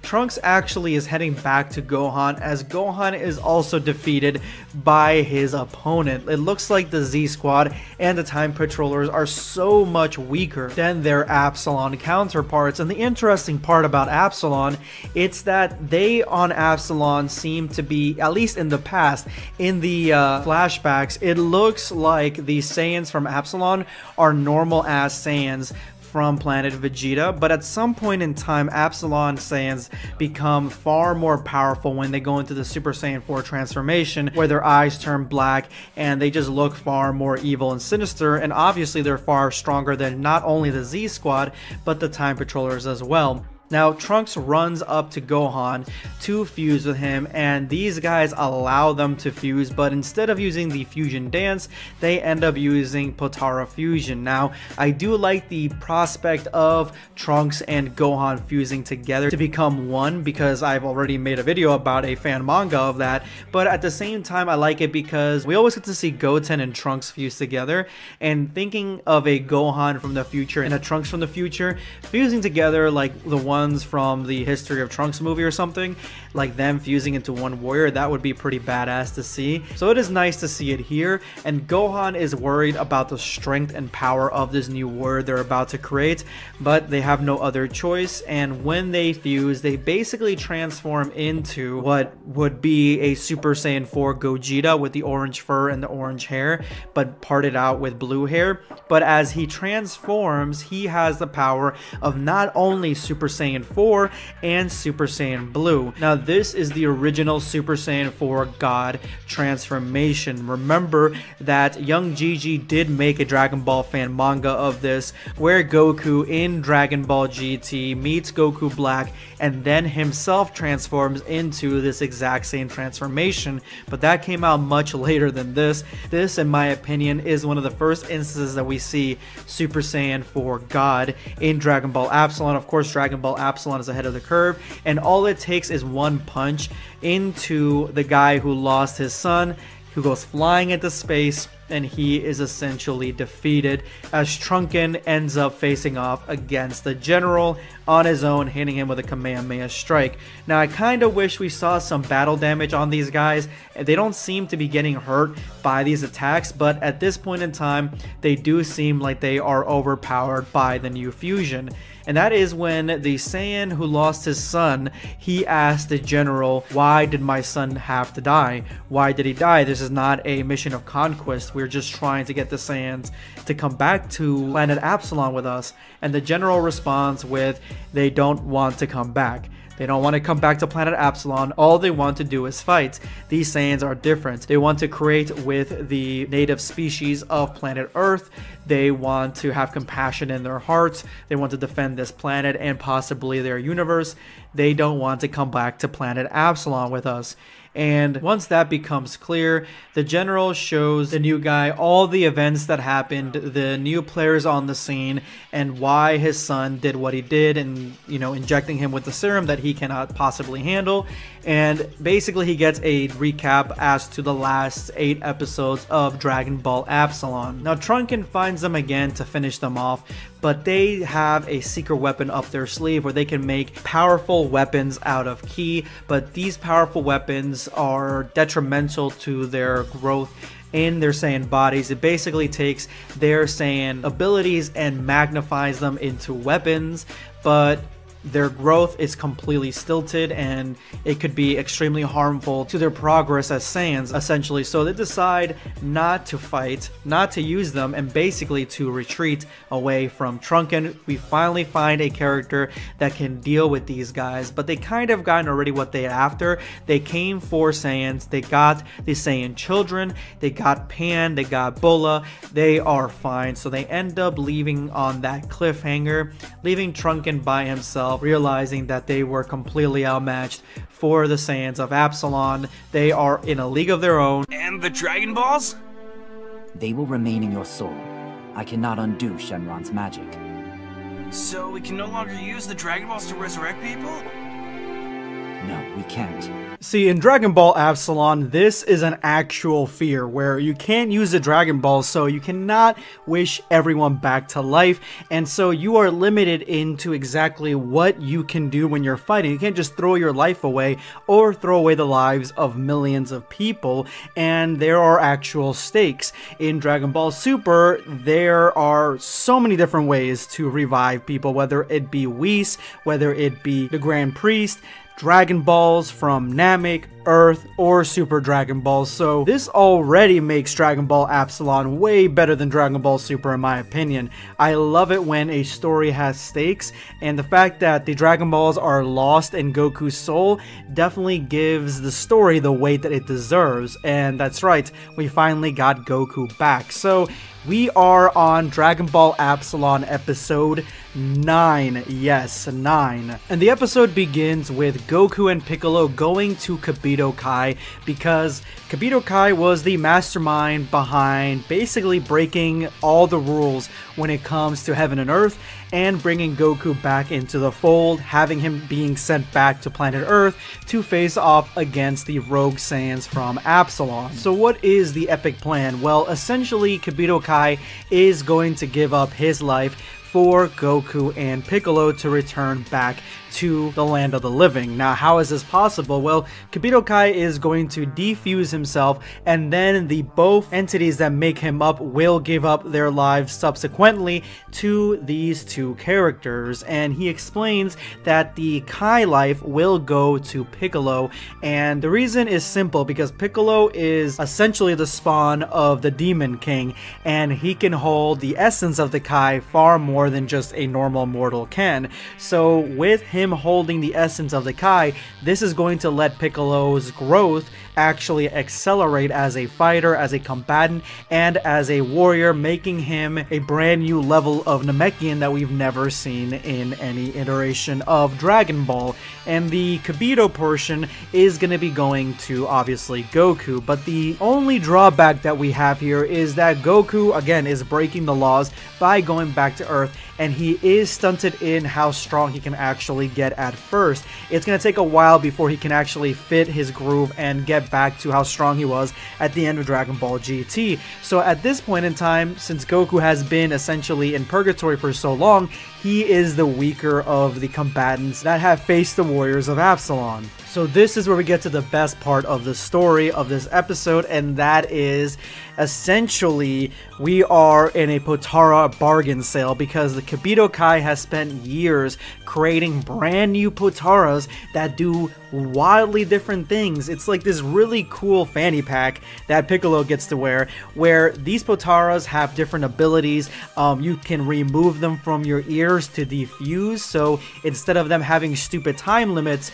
they can actually physically separate people if you take the Potara earrings off. And one of the coolest things is that the Potara earrings will amplify the power of the strongest of the warriors within them, so that warrior is 10 times more powerful. So the way that basically it is explained is, say, in these Potara situations, if you fuse, say, your Goku and you fuse with Hercule, which we actually got a what if for, he would drastically get weaker because Hercule will pull him down. That is no longer a problem. Goku, if he had fused with Hercule with one of these Potaras, he actually would be far stronger than he was before, and this new Hercule Goku hybrid would be powerful enough to face off against Majin Buu or any other threats. There is no real power down to the Potara earrings anymore, and I think that's one of the coolest aspects of Dragon Ball Absalon at the moment. So Kibito Kai actually quite literally gives up his life and dies. Both of them die right in front of Goku and Piccolo.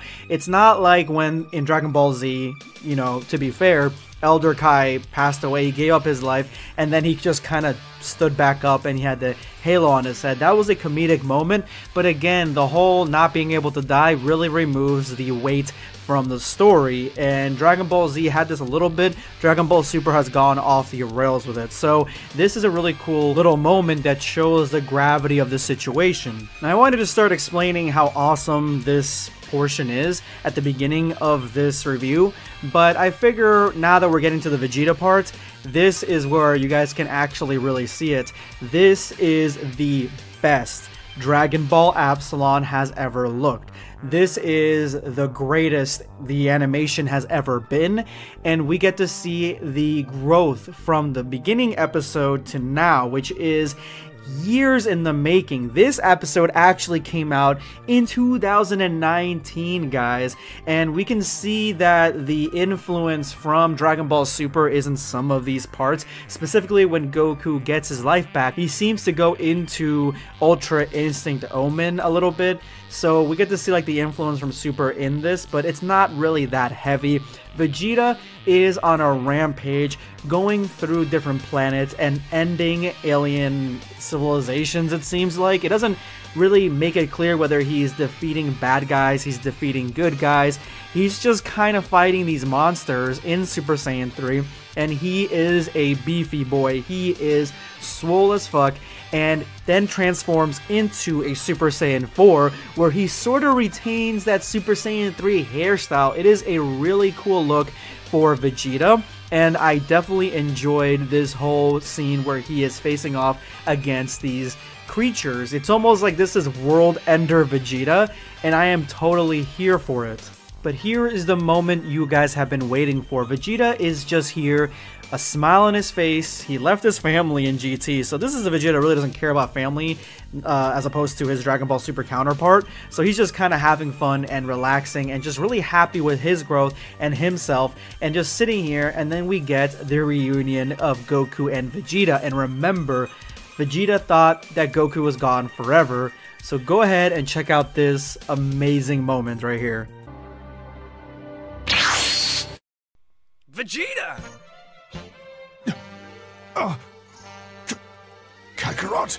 Hey!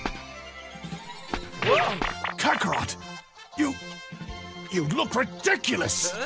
No way! That's awesome! Alright!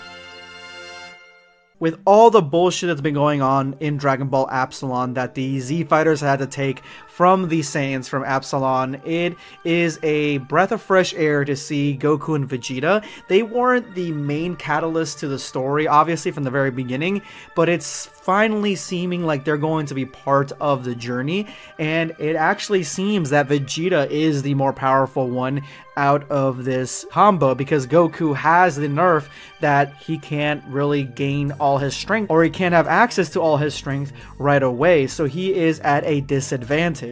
And this is when we go back to planet Earth. This is a preview to the next episode, and you see that not only is Gohan defeated by the Saiyans from Absalon, but Oob is on his last leg against them. These guys are no joke.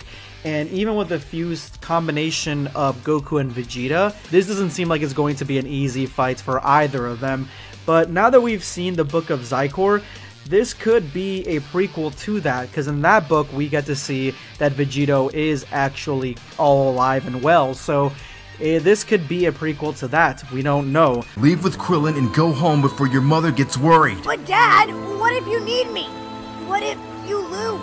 You'll have to flee, Rukido. I'm not a coward. There'll be no other choice. I'm not a... Rukido. I'm not a coward. Rukido. I'm not a coward, Dad! There'll be no other choice! I want a story to tell! Damn it! No! No!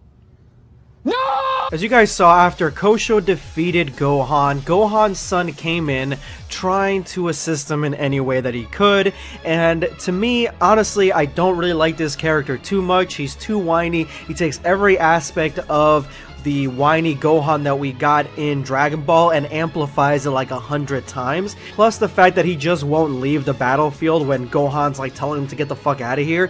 Yeah, that also is kind of annoying, and that's the reason that he finds himself in hot water at the beginning of episode 10, where he has essentially interrupted the entire battle. But I am jumping a little ahead of myself because Dragon Ball Absalon has a new song for its intro. Go ahead and check it out.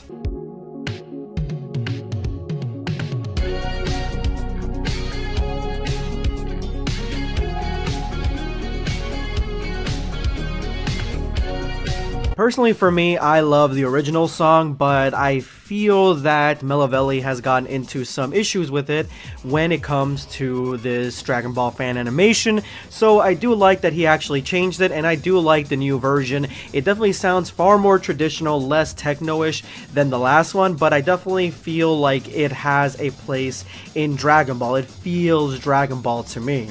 Krillin tries to convince Gohan's son to leave, but it is too late, and that is when Lieutenant Kosho, he finally shows up and begins to explain to Gohan how inferior the Half Saiyans actually are, how he also makes sure that Gohan knows that basically the fight between both of them is hopeless for Gohan, and Kosho wants to add insult to injury, and he takes Gohan's son by the head and begins to threaten his life, breaking his neck, breaking his arm. He tells Gohan that he'll do what he has to get the response from Gohan that he wants. And this scene was a little bit weird for me because of the fact that Gohan doesn't seem to have much of a reaction at all to his son being, you know, his life being threatened. Throughout all of this, Gohan kind of just keeps this face the entire time, so maybe he finds his son as annoying as I do, but it is a moment where Gohan realizes that he has to make an impossible decision. Kosho tells him that you either choose the life of your son or you choose the life of the planet, and even when Gohan's mulling over the decision, it's almost like he's talking about his son like he's not his son. Like, he says Videl won't ever forgive me if I abandon our son in hopes of saving the Earth. I kind of wish that Gohan's anguish was shown a little bit more in his mannerisms, his facial expressions, and his voice, but Gohan finally chooses the option that is something that, you know, any father would have probably chosen right away, and that is sacrifice the Earth, keep his son. And Kosho says, you know what, I'm gonna make the decision for you. I'm going to save the lives of everyone on this planet. And he shoots the energy ball through his son, killing him instantly. When I was watching this in the premiere, I almost shit myself because I was like thinking in my head, man, this kid is going to die, but like in a joking way. And then he actually kills him, and I'm like, oh my god, this is some intense Dragon Ball. Like, this kid is dead, and even though the lack of Gohan's reaction really doesn't cement the fact that this kid is dead, well, I mean, the Krillin reaction actually does. Like, Krillin has more of a reaction that this dude is dead more than Gohan does. But as we gear up for the inevitable, your sibling or someone you care about and love about died, so you're about to transform scene, you start seeing that Gohan actually starts showing emotion. He's crying, holding the lifeless body of his son, and he is ready to flip the fuck out. He starts remembering how his fear, his pain, all that stuff, it's still inside of him from the moment he was a child to the time that he was in the Cell arc. That Gohan is still there, and once he remembers that Gohan is still alive in me, and to me, the best transition that I've seen in this episode with the teen Gohan, or quote-unquote teen Gohan, overlaying the adult Gohan, Gohan begins to transform into a brand new transformation that we have never seen before, and Cyborg calls it Primitive Instinct. Now, this is one of the more interesting transformations that I've seen in Dragon Ball in a while, and I commend Melavelli for bringing a brand new transformation with such a cool name and a really interesting sort of design. It has everything you love about Super Saiyan 3, but it is elevated. It is called Primitive Instinct, guys, and it essentially is what Ultra Instinct is, but for those who lose control and go into sort of this ethereal state. It brings out all your primitive ambitions and desires and makes you lose control in a very similar way to the Berserker, but in a transformation that looks just like Gon from Hunter x Hunter when he fights P2 at the end of the Chimera Ant arc.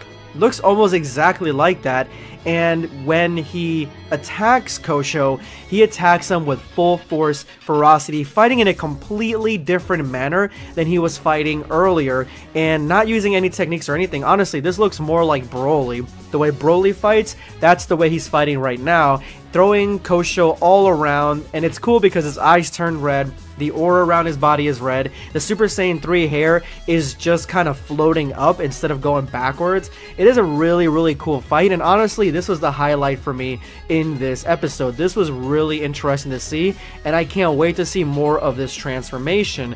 But what ends up happening is that Gohan gets the upper hand and is ready to kill Kosho, but he starts losing control of the transformation. He doesn't want to use it subconsciously all the way because he will run out his ki, he will run out his strength, and so he goes back to Super Saiyan 4, which you're gonna see isn't enough to face off against the Lieutenant. And as Gohan desperately tries to avenge his son's death, and vows that he will do so, he attacks Kosho in Super Saiyan 4 with everything he has. And personally for me, I always loved Gohan in Super Saiyan 4. I don't know why, I feel like it suits him, like the design always suits him. And Gohan tries to do his best, but he's still not strong enough in this form to face off against a beaten Kosho. And that is when Majub jumps in and takes on Kosho along with Super Saiyan 4 Gohan. And they bounce this dude around like a fucking pinball. Doesn't know which way is up. And Cyborg has to step in to make sure that Kosho does not die, because he realizes how unique and powerful Majub actually is. He doesn't understand where this guy came from and what exactly his story is, and since he's not a Saiyan, he is going to give the order that you can kill this guy, and Cyborg tries to do it on his own. And when Majub tries to face off against Cyborg, that's when you realize that Cyborg actually has some moves. It is the first time we're seeing him fight, and he definitely knows what he's doing. Even though it seems that Majub is more powerful, Cyborg is able to read all of Majub's movements, making it so he cannot hurt him. The battle becomes heated, and even Pan jumps in, trying to do something, but obviously she's not powerful enough to take on any of these characters, but at least she tries. That's the reason I really like Dragon Ball Absalon Pan. This episode is chock full of action, and I would like you guys to actually go watch the episode on its own. I'm gonna leave a link to it in the description below in the top comment. Go watch this episode and support Melavelli's Dragon Ball Absalon. Check it out for yourselves, that way you guys can go ahead and see this action full out. It's 20 minutes of hardcoreness, and this is some prime TV right here.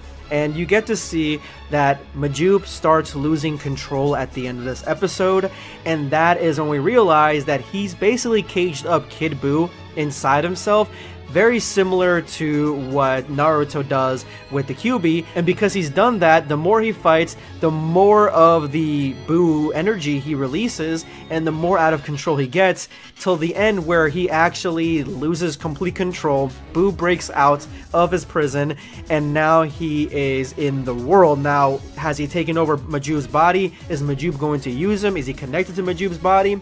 We have no idea. There is no way to tell what is going on, if he's a new player on the scene now, a player of chaos. It would be cool to see Buu fight any of these characters, even the bad ones, but unless Buu's power gauged and risen with the power of Majub, and rose with the power of Majub, then he's really no match for any of these characters. But I think that more than likely they're going to make him stronger, and that is going to be the end of Absalon episode 10. We do get a scene here where Dende tries to heal Gohan's son, but as Dragon Ball Absalon loves to have consequences, there is no bringing back Gohan's son. He is completely gone forever.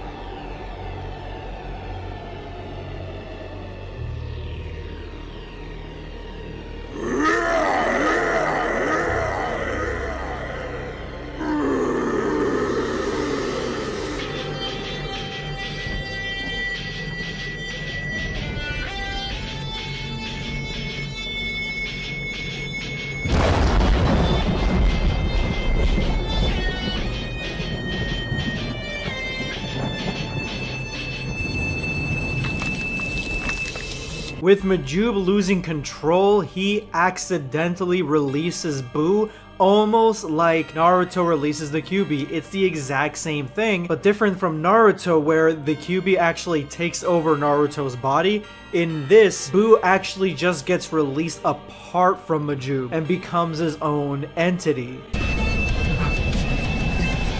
It can't be! What is that thing? There's no time to explain it now. He's stronger than he was before, but he's weakened from the split. I don't know how long we have, but we need to destroy him before he has time to absorb anyone and regain his full strength.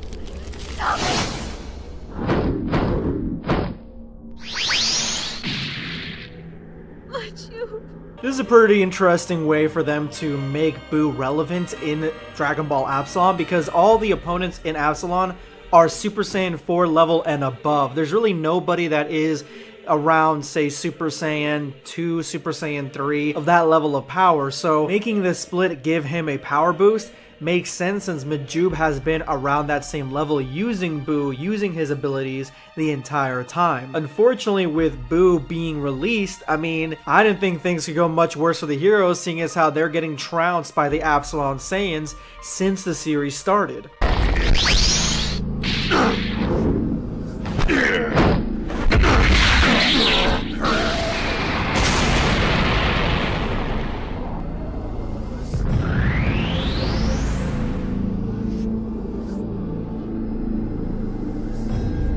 Even with all that bluster, Buu is not even close to being in the same range of level as Super Saiyan 4 Gohan, especially the Gohan from Dragon Ball Absalon. But this little bit of animation right here, to be honest, is an incredible turn to form for Melavelli, who is the creator of Absalon. His animation style is extremely Dragon Ball Z-esque, but at the same time it has a lot of fluidity to it, especially the fight scenes. My only critique with this animation so far is the audio seems a little bit off. Not sure if everyone's got different mics or because of the pandemic people are working from home, but still, the hype for Absalon returning in general is just sky high for me right now.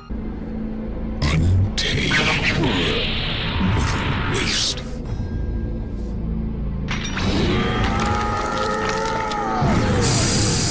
Let us leave now. We've got everything we require from this world. You don't know what you're doing! This is a crazy turn of events, because if Majub was the target for the allies of the Dragon Ball Absalon Saiyans the entire time, that means every single other being that has been terminated, defeated, beaten to a bloody pulp, or downright killed up until this point has been collateral damage just to get Buu, who at this point in time is a lot weaker than Super Saiyan 4 Gohan. Why do they need Buu? Why do they need his abilities? Why is he the target? That is what I want to know. Enough!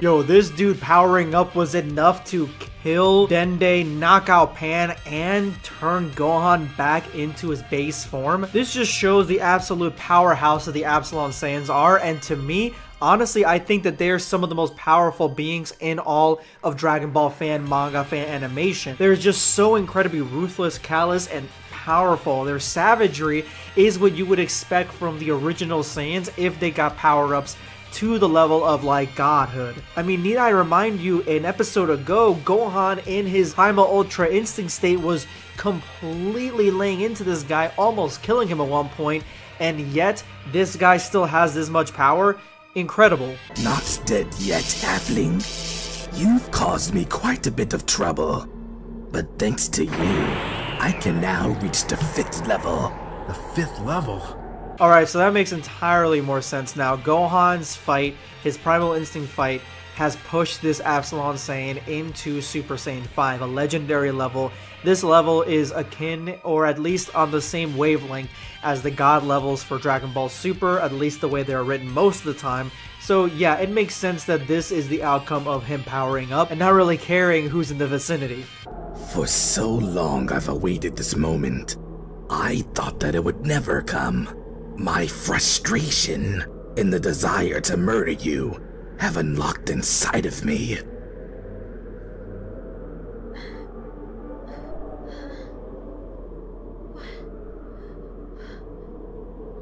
Are you happy now that you've reached your goal? Was it worth it? Was it worth it? Absolutely. Everything comes with a price. Even the death of innocence serves a purpose, because it forces one to act. Typically, the death of innocence ensures intervention. We elite soldiers never fail to commit, even when it is inconvenient. But that is only because we are pure. It cannot be taught. Something tells me this is what the DBS manga is leaning toward to defeat Gas. Goku has to learn these sort of lessons, or at least awaken this instinct inside of him to kill without remorse and be a true Saiyan similar to Bardock. I think that's the direction it's going, because this entire monologue is extremely centered on what the original Saiyan idea was. Not Bardock, not Gane. I'm talking about the Saiyans that were defeating Tien, Krillin, and Yamcha early on in the Saiyan Saga training. I'm talking about Vegeta and Nappa invading planet Earth. I'm talking about Raditz. This is what they look like if they were still around and they were this powerful. They would not care about anyone else besides themselves and their own power. That is why we do not dilute our offspring and lineage by mixing with others. I was forced to eliminate my entire platoon so that the cowardice would not diffuse throughout our ranks. The halfling wanted revenge, but he forgot one thing. Each transformation has its own time span. If you know how to manage that, you can conquer almost any foe, even in your first form. Honestly, great story writing. Cannot wait for part 2. 10 out of 10. Subscribe for more content. Oh. finish.